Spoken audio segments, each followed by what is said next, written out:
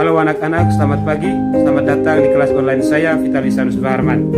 Hari ini kita akan mempelajari jenis-jenis hewan dan tumbuhan yang mengalami kepunahan di Indonesia, serta cara-cara untuk melestarikan dan menjaga hewan yang mengalami kepunahan tersebut.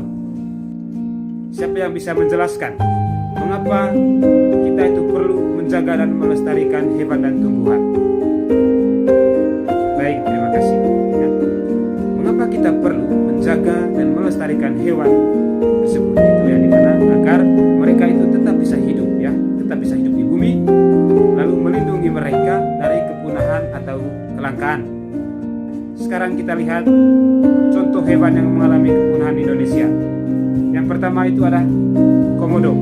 Hewan ini hidup di Nusa Tenggara Timur, Kepulauan Flores, tepatnya itu di Labuan Bajo, Manggarai Barat. Hewan ini bisa hidup mencapai 30 tahun. Hewan ini dikatakan sebagai hewan punah itu karena populasi makanannya yang sangat berkurang, serta banyak sekali diburu oleh manusia. Lalu yang kedua kita lihat orangutan. Orangutan ini hidup di hutan Sumatera dan Kalimantan. Hewan ini dikatakan sebagai hewan punah itu karena populasinya itu berkurang akibat dari kegiatan manusia yang merusak tempat hidupnya, yang dimana untuk dijadikan sebagai lahan pertanian, pemukiman, dan bahkan pertambangan. Lalu yang ketiga kita lihat harimau Sumatera. Hewan ini hidup di hutan Sumatera. Populasinya berkurang itu akibat dari ulah manusia yang memburu dan membunuh mereka. Lalu diambilkan bagian tubuhnya, yaitu kulitnya, untuk dijadikan sebagai aksesoris, yakni tas, sepatu, baju, dan lain-lain. Lalu populasinya berkurang itu juga akibat dari tempat tinggalnya itu dirusak untuk dijadikan sebagai lahan pertambangan, pertanian, dan bahkan pemukiman. Berikut kita lihat tumbuhan yang mengalami kepunahan di Indonesia. Yang pertama itu ada bunga Rafflesia arnoldi. Bunga ini hidup atau tumbuh di hutan Sumatera dan Kalimantan.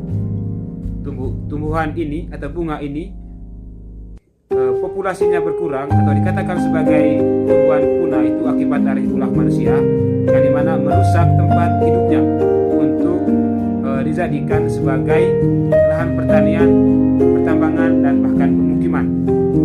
Serta bunga Rafflesia ini perkembangbiakannya itu sangat lambat ya.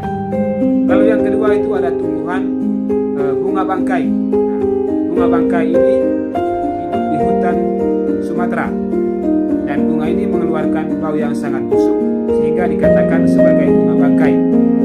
Populasinya berkurang itu akibat dari ulah manusia yang merusak tempat hidupnya untuk dijadikan sebagai lahan pemukiman, pertambangan, pertanian ya. Lalu yang ketiga kita lihat pohon cendana. Pohon cendana ini tumbuh di daerah Nusa Tenggara Timur ya. Pohon ini mengeluarkan aroma yang sangat wangi ya. Nah, pohon cendana ini bisa dijadikan sebagai bahan aromaterapi, bisa dijadikan sebagai bahan kerajinan tangan. Populasinya yang berkurang ini akibat dari penggunaan yang sangat besar-besaran untuk dijadikan sebagai bahan baku industri. Baik anak-anak, sekarang kita lihat bagaimana cara untuk melestarikan hewan dan tumbuhan tersebut. Yang pertama itu kita lihat pelestarian in situ. Pelestarian in situ itu pelestarian makhluk hidup yang dilakukan di dalam habitat aslinya. Contohnya itu, yang pertama kita lihat suaka marga satwa, yakni kawasan alam yang mempunyai ekosistem asli, memiliki ciri khas berupa keanekaragaman dan keunikan satwanya, bertujuan untuk melindungi dan melestarikan kelangsungan hidup satwanya agar tidak terancam punah. Lalu yang kedua itu ada cagar alam, berfungsi menjaga kondisi alam, yakni hewan dan tumbuhan dan ekosistemnya agar tetap dalam keadaan alami. Lalu yang ketiga itu ada hutan lindung. Hutan yang dilestarikan agar berfungsi sebagai daerah resapan air, menjaga erosi, melindungi habitat hewan dan tumbuhan, menjaga tata guna air. Lalu yang berikut ada taman nasional, berfungsi untuk perlindungan terhadap makhluk hidup dan ekosistemnya. Contohnya itu ada Taman Nasional Komodo. Lalu kita lihat pelestarian ex situ, merupakan pelestarian makhluk hidup yang dilakukan di luar habitat asli makhluk hidup itu.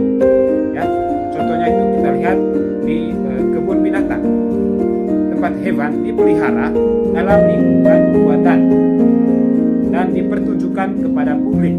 Ya, juga berfungsi sebagai tempat pendidikan, riset, konservasi untuk satwa yang terancam punah.